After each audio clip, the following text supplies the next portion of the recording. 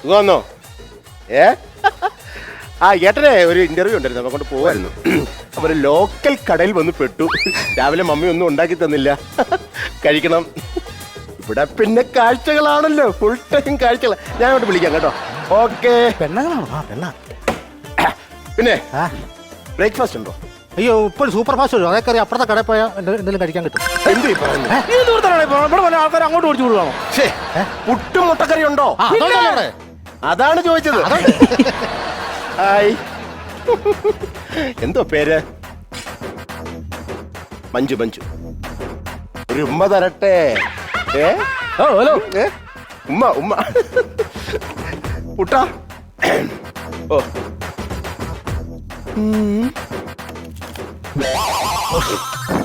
ഇവിടെ ഒരു വൃത്തിയില്ല കേട്ടോ. ഞാൻ പറയാതിരിക്കുന്ന വൃത്തിയില്ല, അതുകൊണ്ട് പറയുകയാണ്. ഇന്നത്തെ ഒരു എണ്ണമയോ ഡെസ്കിനകത്ത്? എണ്ണമയോ? എടാ, ഇന്നലെ അപ്പുറത്തെ വീട്ടിലെ അപ്പാപ്പൻ മരിച്ചപ്പോ കുളിപ്പിച്ചത് നമ്മുടെ ഡെസ്കിലല്ലേ? അതെ. അത് ശരിക്കും കഴിയില്ലേ? സമയം കിട്ടിയില്ല.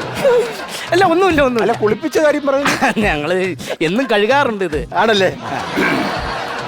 രാവിലെ പുട്ടും മുട്ടയും മഞ്ജുവിന് അയച്ചു കൊടുക്കണം. എല്ലാം നീ ഉച്ചക്ക് എന്തോ കഴിക്കുന്നത് അതും അവർക്ക് അയച്ചു കൊടുക്കണം. ഒന്ന് കാണിക്കാമോ? ഞാൻ ജസ്റ്റ് ഒന്ന് കാണിക്കാം. മുഖം കാണിക്കും. എത്ര പെണ്ണുങ്ങളാ നിങ്ങളുടെ ഭാഗ്യം. നിങ്ങളുടെ തലയെ വരച്ച് ഈ ഹോട്ടലിൽ ഒന്ന് വരച്ചാൽ മതി. കടയിൽ വന്നിരിക്കുക, കടയിൽ വന്നിരിക്കുക. വിളിക്കാം. ഓക്കെ. എത്ര രൂപയായി ചേട്ടാ? എടാ, ഇങ്ങ് വന്നേ. ഇവിടെ എത്ര രൂപയായി? 150. 150. 150 രൂപയെങ്കിൽ വേണല്ലോ. ഞാൻ നീ എന്നെ കാണാതിരിക്കും, അകത്ത് പോണ. പൈസ വാങ്ങിച്ചോളാം. പൈസ വാങ്ങിച്ചോളാം. ഞാൻ തരാം. അവന്റെ മുമ്പിൽ ഇങ്ങനെ തന്നാ മതി കേട്ടോ.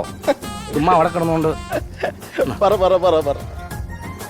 അതെ, തങ്ക പൈസ തന്നിട്ടേ പോകാവൂട്ടോ. ഇതാ പൈസ 150 രൂപ. പിന്നെ എന്നാ തന്നാ എന്നാ? പിന്നെ മേടിച്ചെടുത്ത് നമ്മള്. പിന്നെ തേയിലയുടെ കാശ് അതെത്രയാ? 300 രൂപ. അതൊക്കെ കൊടുക്കണം. നമ്മൾ മര്യാദ കാണിക്കുന്നത് ശരിയല്ല. ഓക്കെ, ശരി. അപ്പൊ നാളെ കാണാം. ആയിക്കോട്ടെ. ശരി. ഞാൻ വിളിക്കാം. ഞാൻ കൈ എഴുതുന്ന ഇവിടെ. ഈ പാത്രം ബാക്കിലോട്ട് ഇപ്പൊ വിളിക്കാന്ന്. ഉമ്മ ഇഷ്ടം പോലെ അല്ലേ? കൈ എവിടെ? ഒരു നമ്പർ ഇങ്ങനെ തരുവാണെങ്കിൽ